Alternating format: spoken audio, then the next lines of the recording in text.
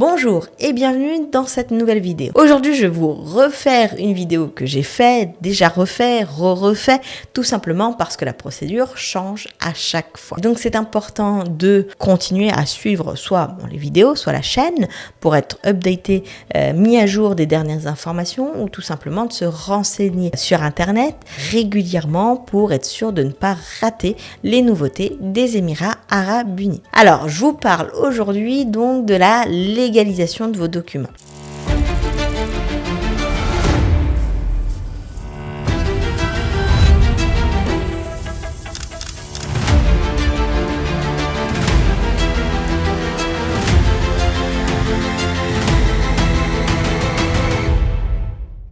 La légalisation des documents, ça peut être la légalisation de documents commerciaux, par exemple un cabis de société, des statuts de société. Ça peut être la légalisation de documents d'actes civils, par exemple un certificat de mariage, un acte de naissance. Ça peut être la légalisation, par exemple, d'un diplôme. Donc c'est la légalisation d'un document qui vous concerne pour entamer certaines démarches. Dans quel cas on légalise les documents ? Par exemple, on légalise un document lorsqu'on veut obtenir certaines activités sur la licence parce que certaines activités nécessitent de montrer un certain niveau d'études. Ça va être le cas, par exemple, dans certaines free zones, de l'activité tax consultant. Ça va être le cas, par exemple, en mainland, d'activité dans le bâtiment qui va demander un certain niveau d'études et la preuve d'un certain nombre d'années d'expérience.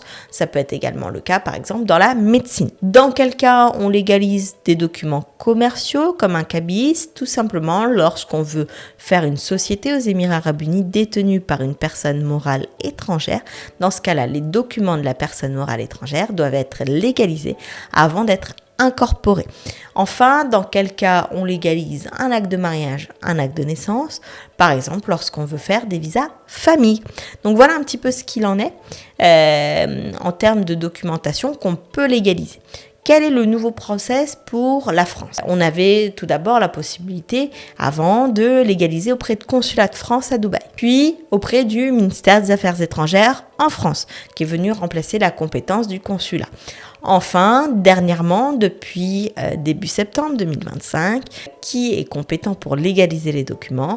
Eh bien, ce sont la Chambre des notaires, à travers un organisme qu'on appelle le CLAP. Donc, c'est les notaires en France qui vont être chargés de légaliser les documents. S'il s'agit de documents simples, donc pas de documents, par exemple, commerciaux ou pas de documents judiciaires comme des jugements de tribunal, on va être sur une procédure où on va sur le site d'attestation des notaires, on va sélectionner le type de document, on va payer ce qui doit être dû. Donc en fonction du nombre de documents, le prix va changer et on va ensuite avoir une preuve de règlement qu'on va joindre dans un courrier, qu'on va envoyer au centre de notaire compétent pour légaliser le document. S'il s'agit de documents un petit peu plus complexes, comme par exemple un board resolution. Un board resolution, c'est comme une décision d'assemblée générale. Dans ce cas-là, avant les notaires, ce document souvent rédigé en anglais pour les biens de la procédure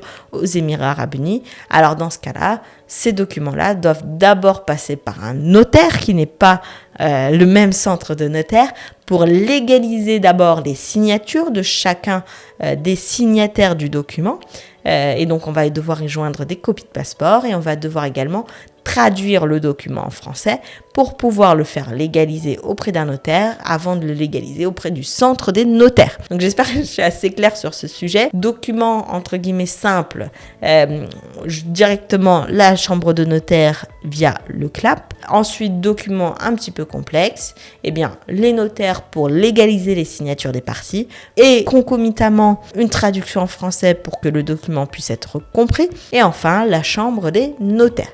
Une fois qu'on a fait cette démarche de chambre des notaires, on repasse sur la procédure actuelle, c'est-à-dire qu'on reprend ces documents, qu'on les envoie auprès de l'ambassade des Émirats Arabes Unis à Paris par courrier, avec une preuve de paiement qu'on obtient sur le site du MOFA, du ministère des Affaires étrangères aux Émirats Arabes Unis. Dans le courrier dans lequel on joint une enveloppe retour pour récupérer les documents chez soi. On vient ensuite avec ces documents tamponnés par le centre des notaires et l'ambassade des Émirats Arabes Unis directement sur le territoire des Émirats pour le faire tamponner par le MOFAIC ici, c'est-à-dire le ministère des Affaires étrangères, puis les faire traduire en arabe légal ou en anglais légal en fonction du type de procédure que vous allez engager derrière pour pouvoir justement faire vos démarches, soit de création de société, soit de visa résident, soit d'incorporation d'une personne morale dans une personne morale ici aux Émirats Arabes Unis. En tout cas, si vous avez des questions à ce sujet, si vous avez des projets de création de société, des projets d'obtention de visa résident avec certains titres spécifiques, si vous avez besoin de sponsoriser votre famille, mon équipe est là pour vous aider. Vous avez en description de cette vidéo un lien vers un rendez-vous gratuit et sans engagement pour qu'on puisse vous assister dans vos démarches. Sur ce, je vous souhaite le meilleur et je vous dis à très vite dans une prochaine vidéo.